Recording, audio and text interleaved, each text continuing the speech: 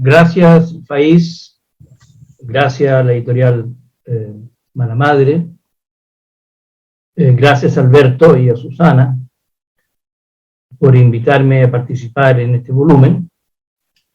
Y quisiera señalar una pequeñísima pero importante omisión, que el 2018 publiqué junto con mi hermano Alfonso un libro sobre la obra de Alberto Curapel, que se publicó en Cuarto Propio en Santiago.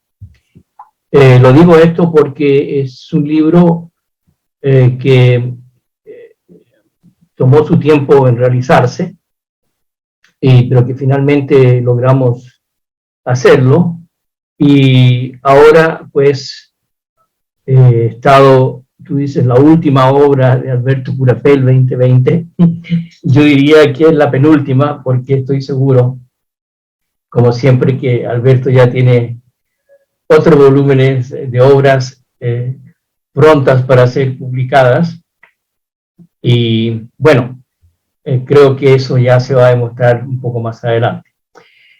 Ahora, con respecto a este libro, yo sé que estamos con una restricción de tiempo, y yo me voy a sujetar al tiempo de 15 minutos.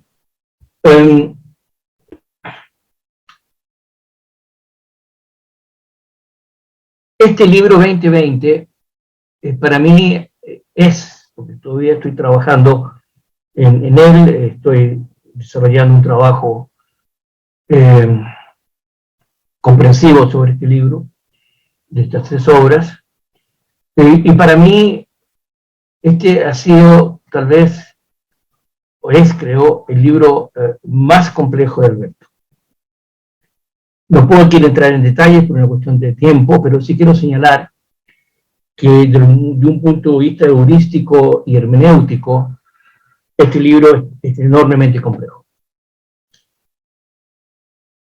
Creo que para poder decir algo sobre estas obras, hay que comenzar con un marco analítico que yo creo que debería reunir, y este es el fundamento del trabajo que estoy haciendo sobre este libro en este momento, por lo menos tres elementos importantes. Por una parte, lo que yo llamaría el sentido diferido.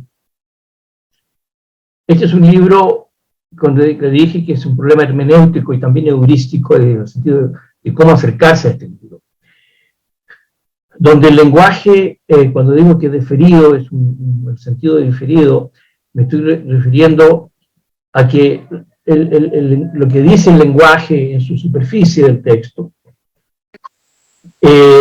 hay mucho más que se esconde detrás. Y poder deshacer ese nudo tremendamente complejo no es fácil, porque requiere una lectura intertextual bastante cerrada, y voy a dar un par de ejemplos de intervención. Ese sería un primer aspecto del sentido diferido, ver cómo ese sentido oculta varios niveles detrás que hay que desentrañar. Luego, un segundo acercamiento analítico tiene que ver con algo que ha estado siempre presente en Alberto, que es toda la parte fílmica, yo llamaría transmedial. Porque cuando aparecen estas proyecciones en el texto, la pregunta que hay que hacerse es: ¿qué están haciendo ahí? ¿Por qué aparecen ciertas proyecciones en ciertos momentos? Entonces, eso lleva también un análisis de ver y tratar de explicar cuál es la función de esas proyecciones, y sería un elemento más para acercarse a lo que podría ser una comprensión hermenéutica comprensiva. Y hay un tercer aspecto que es muy importante también en Curapel, que es la música. También se hace la pregunta: ¿por qué aparecen ciertos autores, ciertos músicos de música clásica, por ejemplo, en ciertos momentos? Y para responder a aquello, también uno tiene que hacer una investigación, incluso escuchar esa música, para ver cuál es su función. Eso es lo que yo estoy proponiendo ahora como esos tres acercamientos a este libro. El punto que voy a dar ahora, la otra cosa que quiero señalar es que estas tres obras, si bien es cierto que tienen un hilo conductor homogéneo, en el sentido de que las tres obras tratan el problema de la pandemia, pero por otra parte son obras radicalmente distintas. Voy a referir brevemente a las tres. Primero, la primera obra, que es Damos Gracias. Se trata de una trama bastante simple, pero compleja por el lenguaje, de un pintor que está pintando a un personaje que se llama Cristo Zambrano. Y ese pintor y Cristo Zambrano están acompañados por un torturador, un flagelador, que le da latigazos a este individuo para que pueda sentir el sufrimiento que Cristo sintió en la cruz. Entonces se lo tortura durante casi todo el texto. Y lo que hay de ahí de intrigante es dos cosas.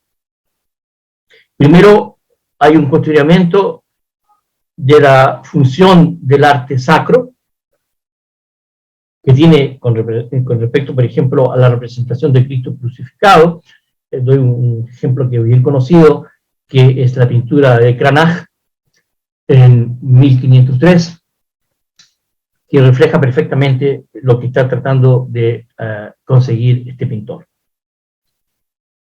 Y luego, en un momento casi irrisorio, después de unos largos parlamentos que son discursos sacros, que muchos de ellos, y voy a dar un ejemplo en un momento, proceden de la Biblia, entonces hay que referirse a qué es lo que está aconteciendo en la Biblia y por qué está ahí eso. Y luego, en un momento dado, aparece una prostituta y un fraile. Y esta prostituta, en un momento dado,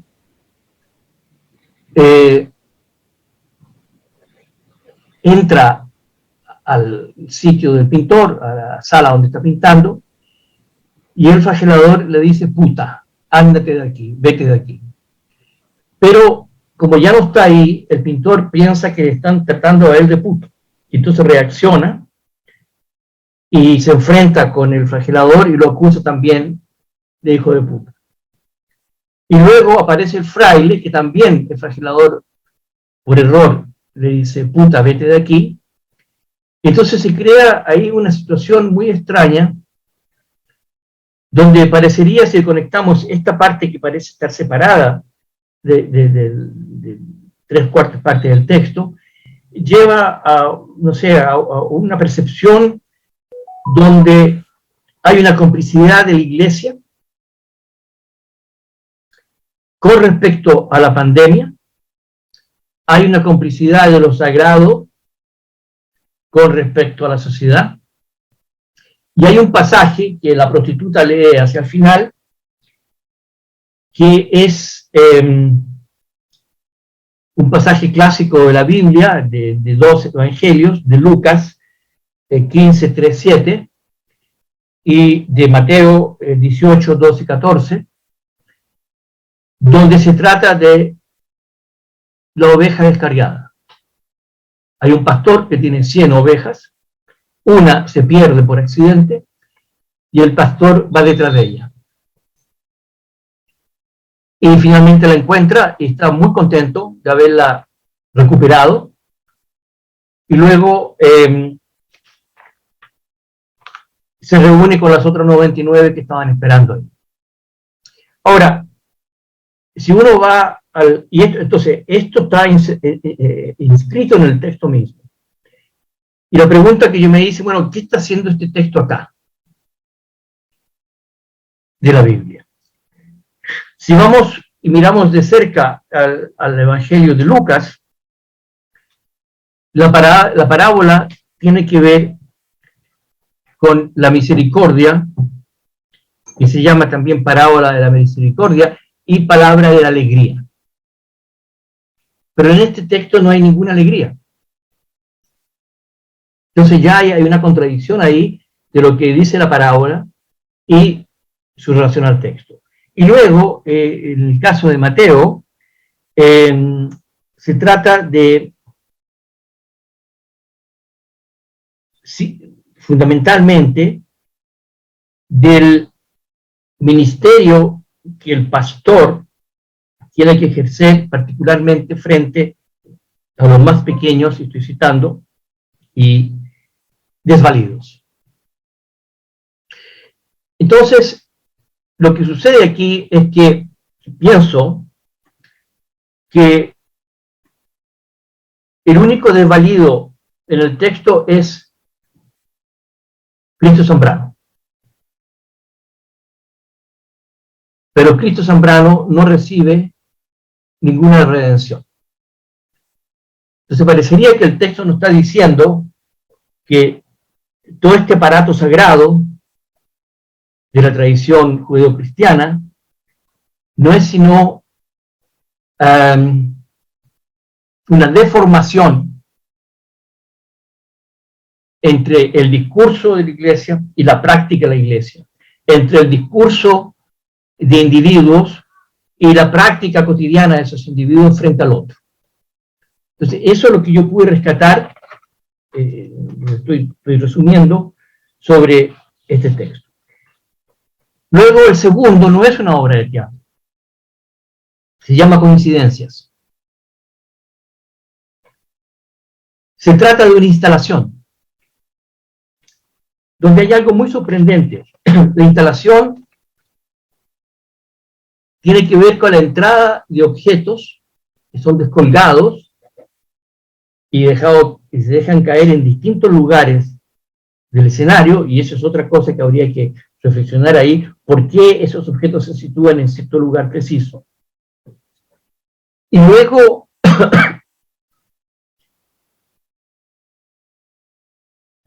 al mismo tiempo que hay un elemento aleatorio, porque estos objetos son una mesa con una pata quebrada, un sillón que está roto, un tarro de basura, son detritus. Pero hay una sistematicidad en cuanto a la entrada de los objetos, y hay 15 entradas. Y cada una de estas entradas, de los objetos que se descuelgan, están marcadas primero por algún tipo de sonido extraño, un ruido, y por una luz nebulosa. Entonces hay ¿cómo diría? Hay un choque entre lo que es la rizomaticidad de los objetos en el escenario con la sistematicidad de la colocación y la entrada de los objetos. Al final, dice que hay un personaje que va a entrar, pero el personaje nunca aparece en el escenario. Y es envuelto, ¿no es cierto?, por una música, a ver si me ayudan aquí con la memoria, es una pieza de Camille Saint-Saëns que se llama Le Cygne, el cisne. Y esa música de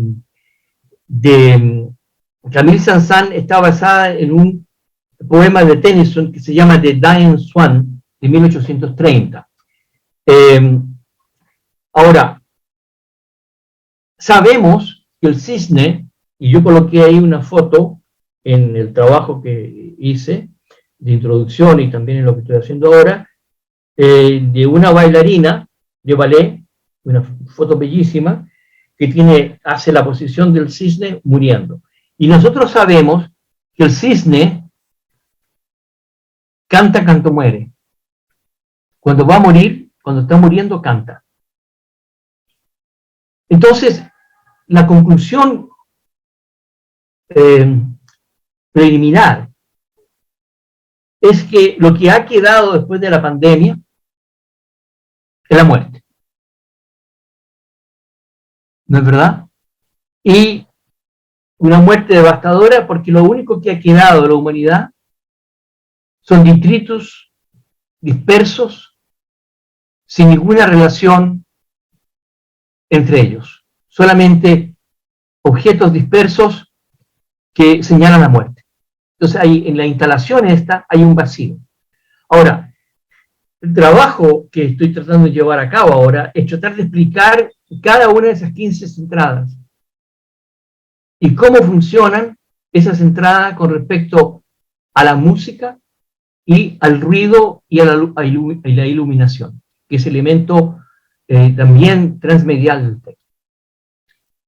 Y el último texto, que se llama fase 1, y tengo entendido que fase 1 se refiere en Chile a la primera oleada de la pandemia, donde hay un individuo de recursos que vive en una casa oculta, por una muralla de césped, de naturaleza, con una despensa muy bien provista.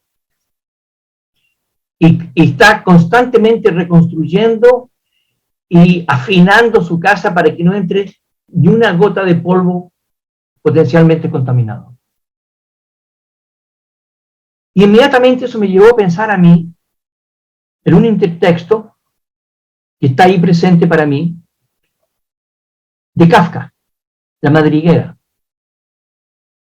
donde hay un topo que construye una gran cantidad de túneles y que tiene un centro, y todos estos túneles tienen lo que se llama castle keep, lugares donde guarda todo tipo de provisiones por si alguien lo invade. Incluso el topo sale de la guarida y se oculta para mirar si alguien va a entrar. La única entrada está cubierta por césped, como en el texto Curapé. Y el topo lo único que hace es continuar reconstruyendo sus túneles, afinándolos, como el individuo en su casa que afina y trata de asegurarse al máximo de que no va a ser contaminado. El único temor que tiene, como el topo está obsesionado que lo vayan a invadir, en Kafka, aquí está obsesionado con que los maleantes que están muertos de hambre van a entrar a su casa y lo van a aniquilar y le van a robar toda su comida. Ese es el gran temor que tiene. Entonces, lo que se plantea, y bueno, y al final termina esto en un acto donde repite al final de que tiene que volver a recomenzar y continuar construyendo. O sea que su aislamiento es la muerte de este individuo. Está completamente aislado y no tiene cómo protegerse de un punto de vista psicológico y emotivo. Está torturado por la potencial invasión. Entonces yo creo que aquí en este texto la pandemia está tratada de un punto de vista social y político. Como sabemos, la pandemia en todas partes del mundo ha afectado a la gente, a los maleantes, entre comillas, a la gente más desvalida y más pobre. Y este individuo no solamente no comparte lo que tiene, sino que vive, se focaliza en su propia prisión. Y esto llevaría a una otra reflexión, más allá de lo que del individuo mismo, hablando de un punto de vista social más comprensivo, y si pensamos en América Latina, estoy en Brasil, por ejemplo, que no es distinto a la situación a Chile, o a México, o a Colombia, etcétera, donde estas clases sociales de grandes recursos, literalmente viven en prisiones. Aquí no existe ninguna casa que no tenga un muro de 3 metros de alto con alambre de púa y electricidad encima. Entonces lo que se crea acá en el texto para mí, en mi lectura, es que también está denunciando una realidad que la pandemia ha sacado para afuera en todas partes del mundo. La inigualdad, la explotación y la miseria de millones de seres humanos que viven al margen. Yo creo que si hay algo, entre comillas, positivo que ha explotado en todos los países del mundo con respecto a la pandemia, es precisamente esa gran desigualdad. ¿No es verdad? Y yo creo que el texto este de fase 1 apunta precisamente al tipo de sociedad que hemos construido, y hay una profunda crítica a esa tremenda división de clases que existen en la mayoría de los países del mundo. Esas serían brevemente mis reflexiones sobre estos textos, que como digo, son altamente difíciles, son textos muy herméticos, y que sin ninguna duda para mí representan un enorme desafío tratar de llegar a algún tipo de interpretación a partir de los textos. Sin tratar de imponerle nada al texto, pero sino escarbando, si ustedes quieren, en lo que está detrás de esto, por ejemplo, como el intertexto de la oveja descarriada y otros más.